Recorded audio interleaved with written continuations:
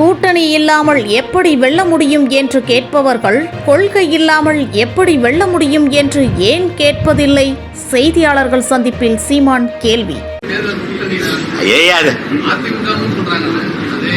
அது அவர்களுக்கு, எங்களுக்கு இல்ல.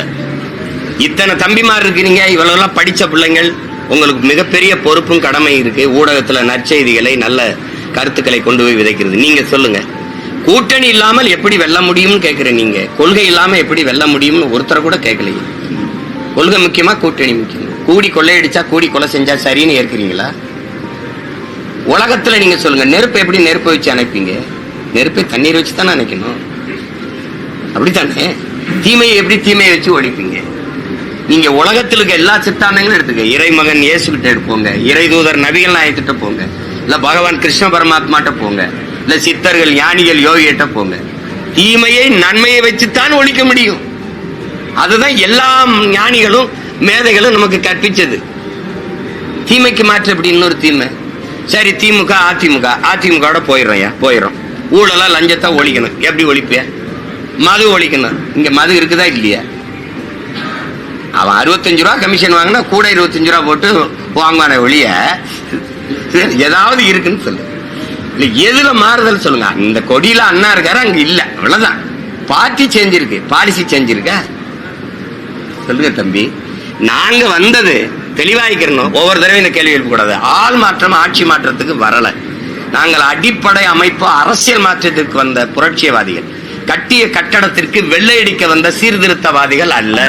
இந்த கட்டடத்தை தகர்த்து விட்டு புத்தம் புதிதாக ஒரு மாற்று கட்டடத்தை கட்ட வந்தவர்கள். அதைத்தான் இளைய புரட்சியாளன் பகத்சிங்களுக்கு கற்பிச்சிருக்காங்க. வெளிப்படையாகவே அநீதிகளால் கட்டமைக்கப்பட்ட சமூகத்தை தகர்த்து முற்றுமுழுதாக புதிய ஒரு சமூகத்தை படைப்பதற்கு பெயர்தான் புரட்சிங்கிறான். அதை செய்ய வந்த பிள்ளைகள்.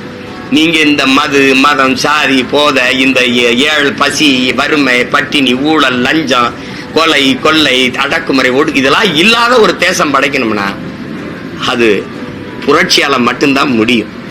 அந்த மகத்தான மக்கள் புரட்சிக்கான பணியை தொடர்ந்து நாங்க செஞ்சுக்கிடுவோம்.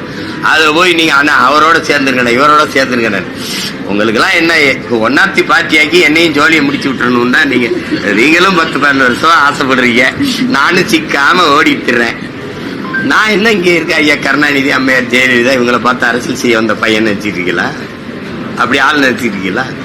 உலக நாடுகள்லாம் எழுத்த போதும் ஒரு ஆளா சண்டை செஞ்ச தலைவனின் பிள்ளை நாங்க. விடுங்க, அதெல்லாம் எனக்கு ஒண்ணும் இல்லது. கூட்டணி வச்சு 10 சீட்டு வெண்டுட்டேன். வெண்டு போய் என்ன பண்ணுவேன்? வெண்டு போய் எங்க முன்னோர்கள் என்ன செஞ்சுட்டாங்க? ஏதாவது பேசுவாங்க, அவை குறிப்பில இருந்து நீக்குங்கம்பாங்க.